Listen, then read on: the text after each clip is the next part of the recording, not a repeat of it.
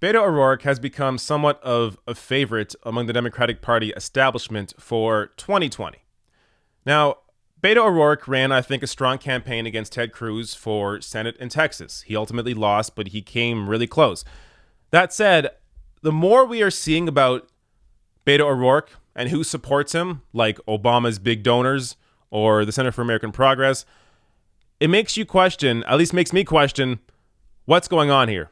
And now we are seeing, in addition to his big establishment, his big money-backed supporters, we are now seeing his record in Congress and how terrible it is. So this fantastic reporting from David Sirota in both The Guardian and in Capital in Maine. Beto O'Rourke frequently voted for Republican legislation, analysis reveals. Review of his 6-year record in Congress shows Democrat frequently opposed own party and supported bills that bolster the fossil fuel industry and Trump's immigration policy. Capital in Maine reviewed the 167 votes O'Rourke has cast in the House in opposition to the majority of his own party during his 6-year tenure in Congress. Many of those votes were not progressive dissents alongside other left-leaning lawmakers, but instead votes to help pass Republican-sponsored legislation. So this is an extensive report, and I'm going to link to it below the video. There's an article in both The Guardian and in Capital and Maine. So before I get to some actual specifics here, let me give you a sort of overview on his record.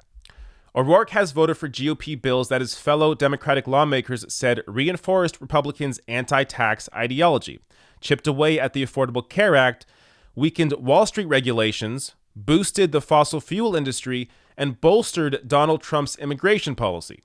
Consumer, environmental, public health, and civil rights organizations have cast legislation backed by O'Rourke as aiding big banks, undermining the fight against climate change, and supporting Trump's anti-immigrant agenda. During the previous administration, Barack Obama's White House issued statements slamming 2 GOP bills backed by the 46-year-old Democratic legislator. So there are a lot of examples in this piece, and I don't have time to go through all of them, but I am going to highlight a few of them before I get to my closing thoughts on Beto O'Rourke and 2020. So check out some of these insane votes that Beto O'Rourke did. So on climate change, O'Rourke helped Republicans vote down Democratic legislation to restrict the federal government from taking steps that could open up parts of the eastern Gulf of Mexico to offshore drilling. On Wall Street in 2014 and 2018, O'Rourke cast votes for GOP bills that weaken the Volcker Rule, which aims to prevent financial firms from using depositors' savings for their own speculative trading. Also on Wall Street, O'Rourke voted for a Republican bill to weaken requirements for financial firms to inform customers that their personal information is being shared with third-party corporations. And on taxes, O'Rourke again broke ranks with House Democrats and the Texas Democratic delegation to vote for GOP tax cuts. Now, even the Center for American Progress, a group that I quoted at the beginning of as supporting Beto O'Rourke, and they generally lean neoliberal, even they, this neoliberal think tank, was against this GOP tax cut that O'Rourke voted for. So, dubbed Tax Scam 2, it overwhelmingly benefits the wealthy. Now, I don't know what to think here. I mean, on one hand, I do know what to think. But on the other hand, I don't understand how this kind of snuck under a lot of our radar. So, I always knew that Beto O'Rourke wasn't the most progressive person, but these are a lot of terrible votes. And also, it's just kind of weird that he votes for this GOP tax cut.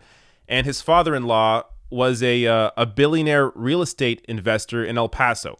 So he's inheriting billions from his wife's father. Now,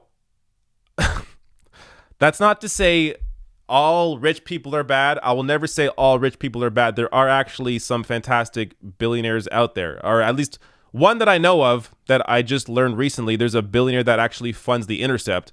So that's a great billionaire, but there's not many of them. And generally, though, I mean, my issue isn't really billionaires. It's the system that allows billionaires to exist.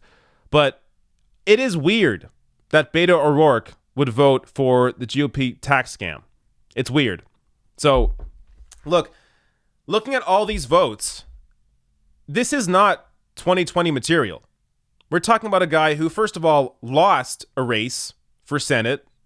He didn't win, so he lost his race for Senate, somehow became a 2020 frontrunner among the Democratic Party establishment.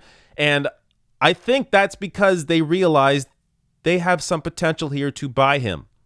So to have Obama's big fundraisers back Beto O'Rourke makes me think that Beto O'Rourke is malleable.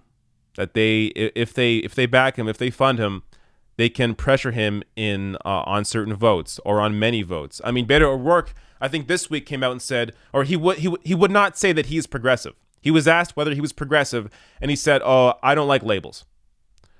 So it's weird. Beto O'Rourke is not somebody anybody should be backing. I mean, I guess if you are a wealthy billionaire, or maybe you're a moderate Republican, the very rare moderate Republicans like Bill Kristol, for example. If you're someone like him and you want someone to vote for in 2020 and you hate Donald Trump, maybe Beto O'Rourke is your choice.